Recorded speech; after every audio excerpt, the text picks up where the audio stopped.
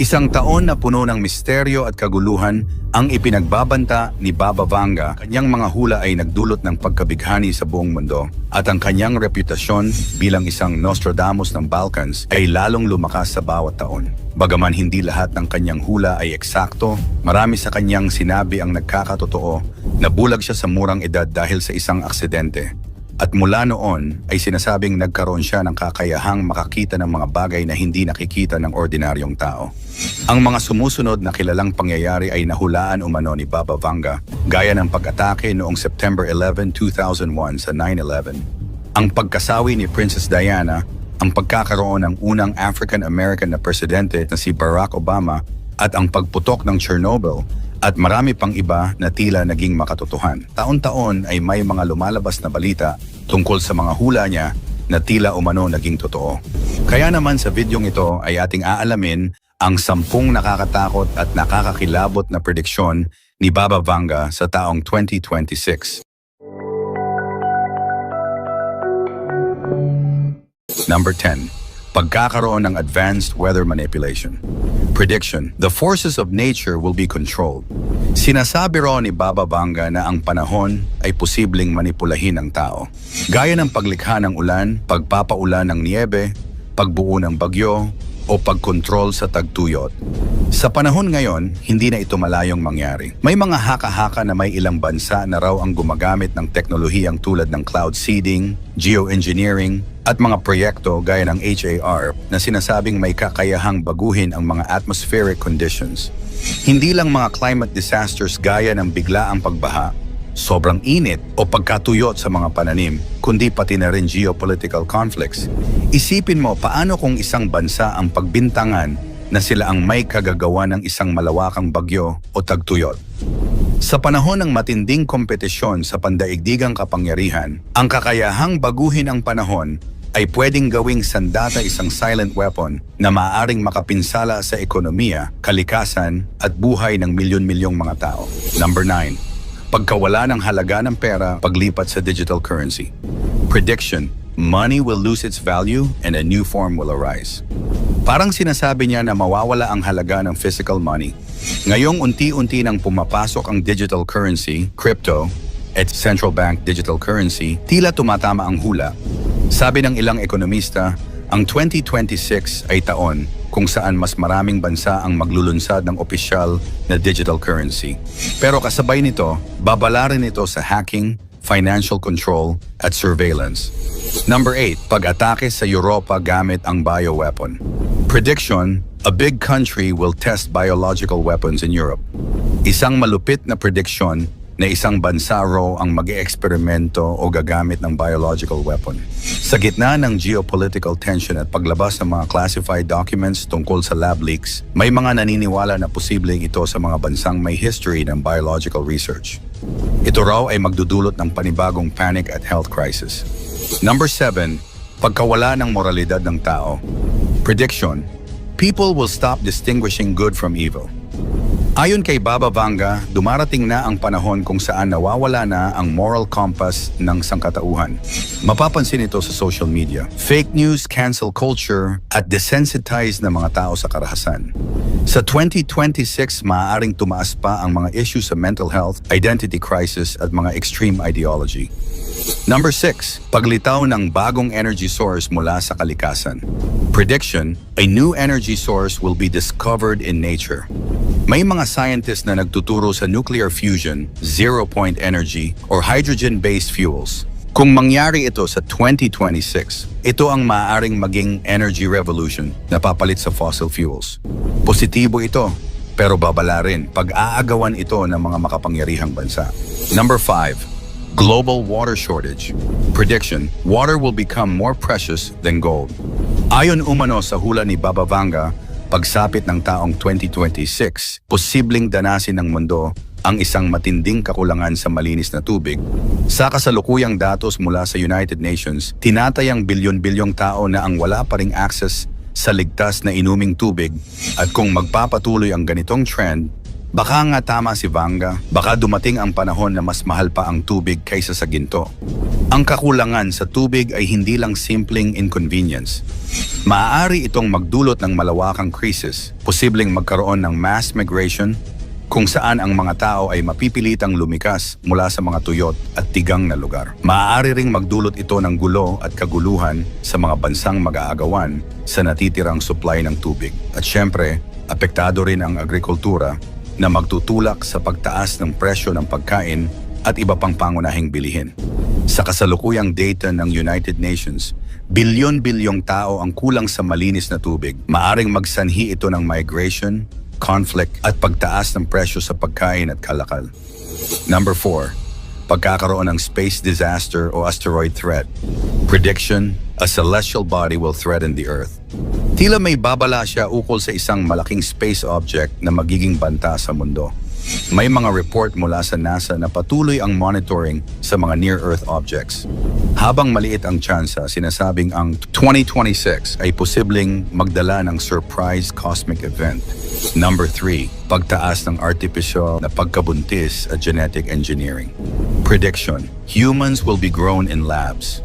Ayon sa hula, magiging normal na raw ang mga lab-grown babies o artificial wombs. Ngayon pa lang may mga bansa na nagsasagawa ng ganitong research sa 2026. Posibleng ito'y maging legal at laganap. Babala, maganda man ito para sa infertile couples, pero moral at ethical issue ang kaakibat. Number 2, paglabas ng bagong virus mula sa yelo. Prediction, ancient virus will emerge from the ice. Ayon umano kay Baba Vanga, isang sinaunang virus ang muling lalabas mula sa yelo. Isang invisible threat na matagal nang natutulog sa ilalim ng permafrost. Dahil sa global warming, unti-unting natutunaw ang Arctic at mga nagyayelong bahagi ng mundo. At kasabay nito, may posibilidad na magising muli ang mga ancient viruses na libu-libong taon nang nakakulong sa yelo. Hindi ito malayong mangyari dahil ayon sa mga scientifico, may mga na-recover na silang prehistoric bacteria and virus mula sa mga samples ng permafrost. At ang ilan dito ay buhay pa rin. Ibig sabihin, may basehan ang takot na baka may virus na biglang sumulpot, hindi pa kilala, walang lunas, at posibleng mas mapanganib pa kaysa sa mga naranasan natin gaya ng COVID-19. Kung mangyari ito, posibleng magdulot ito ng panibagong global health crisis at sa sobrang advanced na ng mga ancient pathogens na ito, baka hindi agad kayanin ng modernong medisina. At ang number 1, pagbabago sa kamalayan ng tao. Prediction, there will be a shift in human consciousness. Sinasabi ni Baba Vanga na darating ang panahon na magbabago ang pananaw at damdamin ng sangkatauhan parang spiritual awakening. Matapos ang lahat ng krisis, ang pandemya, digmaan, economic crisis, posibleng ang 2026 ay simula ng bagong uri ng pag-iisip. Mas makatao, mas konektado sa kalikasan at mas malalim ang pagkaunawa sa layunin ng buhay. 10 nakakatakot na hula ni Nostradamus sa 2026 Part 2. Number 10, pagputok ng malaking bulkan sa Asia. Quatrain, a great fire shall awaken the mountains of the east. Si Nostradamus ay may binanggit tungkol sa isang malaking apoy na magmumula sa bulkan sa silangan. Maraming eksperto ang nag-uugnay nito sa posibilidad ng pagputok ng isang malaking bulkan sa Pacific Ring of Fire, posibleng sa Indonesia, Japan, o kahit sa Pilipinas. Kung mangyari ito, malaking epekto ang maidudulot nito sa maraming mga tao, apektado lahat ng ari-arian, kabuhayan at pagbabago ng klima at paglikas ng libu-libong tao. Number 9, pagbagsak ng pandaigdigang ekonomiya. Quatrain, riches shall fade like snow under the sun. Si Nostradamus ay may babala tungkol sa biglaang pagbagsak ng ekonomiya. Sa 2026, ilang mga eksperto ang naniniwala na posibleng mag-ugat ito sa utang ng malalaking bansa, digmaan, at climate disasters. Maaaring makita natin ang pagbagsak ng stock market, hyperinflation, at pagtaas ng presyo ng pagkain at langis. Number 8, matinding pagbabago sa klima. Quatrain, the earth shall burn at 45 degrees. Bagamat nabanggit na sa part 1 ng ating video ang climate crisis, sa part 2 mas matindi. Heat waves na magdudulot ng malawakang tagtuyot at dambuhalang baha sa ibang bahagi ng mundo na makapagpapasawi sa maraming may buhay at makakasira sa kabuhayan at kabahayan ng mga tao. 2026 daw ang isa sa mga taong pinakaapektado ng extreme weather events, ayon sa ilang interpretasyon ng mga eksperto. Number 7. Pag-angat ng isang bagong leader. Quatrain, a young lion shall rise. May pahiwatig si Nostradamus tungkol sa paglitaw ng isang batang leader na magdadala ng malaking pagbabago, maaaring mabuti o masama. Hindi malinaw kung ito ay sa Asia, Europa o Amerika, pero madalas itong iugnay sa mga bansang may political crisis ngayon. Number 6. Pagkawasak ng isang malaking lungsod. Quatrain, the great city by the sea shall be consumed by fire. May mga interpretasyon na ang isang coastal city ang tatamaan ng sakuna, maaaring sunog, pagsabog o kombinasyon ng lindol at tsunami. Ang mga hula na ito ay madalas iniuugnay sa mga megacity tulad ng Tokyo, Los Angeles o Shanghai. Number 5. Pag-usbong ng mas matinding pandemya. Quatrain, near the gates of the new city shall be two scourges. Bagong outbreak o mutated disease. Ayon sa World Health Organization, laging may posibilidad ng bagong pandemic kada ilang taon. Hindi imposibleng 2026 ay taon ng bagong health threat. Kaya sinasabing palakasin ang public health system at pag-iwas sa fake news. Bagamat marami ang nagsasabing tapos na ang pinakamalalang pandemya, may mga interpretasyon na 2026 ay maaring taon ng paglabas ng mas mabagsik na sakit. Hindi malinaw kung ito ay natural o gawa ng tao, pero nakalagay sa ilang pagsasalin na ito ay may kinalaman sa bagong lungsod o urban outbreak. Number 4. Pagbabago sa relihiyon at pananampalataya. Quatrain, the great church shall have a great schism. Ayon sa ilang tagapagsalin, 2026 ay maaaring magmarka ng malaking pagbabago sa relihiyon hati sa pananampalataya, paglakas ng mga bagong sekta, at panghihina ng ilang malalaking simbahan. Ito ay magdudulot ng pagkalito at pag-aalangan sa mga tao kung saan ba sila kakapit sa panahon ng kaguluhan. Ito daw ang babala ni Nostradamus sa pagdating ng isang mapanlinlang na leader, maaaring political, religious, or tech figure na magpapanggap na tagapagligtas. Pero sa likod nito ay kaguluhan, pananakop at digmaan. Napapanahon ito, lalo't maraming tao ngayon ang nawawalan ng pag-asa at pananampalataya at madaling madala sa fake news at mga ideolohiya. Number 3. Matinding away ng USA at China. Quatrain reference, the great eagle and the red dragon. Isa sa pinaka-pinag-uusapang prophecy ngayon ay ang paglala ng tension sa pagitan ng Amerika at China, lalo na sa South China Sea at Taiwan. Ayon sa interpretasyon, maaring hindi agad mauwi sa full-scale war, pero ang trade war, cyber attacks at military provocations ay mas magiging matindi pagdating ng 2026. Number 2. Pagbagsak ng isang malaking bansa. Quatrain reference, the great power shall fall. Ayon sa ilang interpretasyon, may posibilidad na isang superpower o kilalang bansa ang biglang guguho hindi lang ekonomiya, kundi pati impluensya sa buong mundo. Marami ang nag-iisip kung ito ba ay Russia, USA, o isang bansang nasa gitna ng malaking utang at kaguluhan. Impact nito, kapag bumagsak ang isang higanting bansa, mahihila pababa ang maraming ekonomiya, posibleng magkaroon ng chain reaction sa merkado at seguridad. At ang ating number 1, posibleng pagsiklab ng World War III, o ang ikatlong digmaang pandaigdig.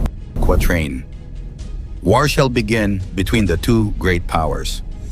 Isa sa pinaka-kinatatakutang hula ni Nostradamus ay ang posibilidad ng isang pandaigdigang digmaan. Isang napakalinaw na hula tungkol sa digmaan. Sinasabing hindi ito short war, posibleng tumagal at maraming maaapektuhan.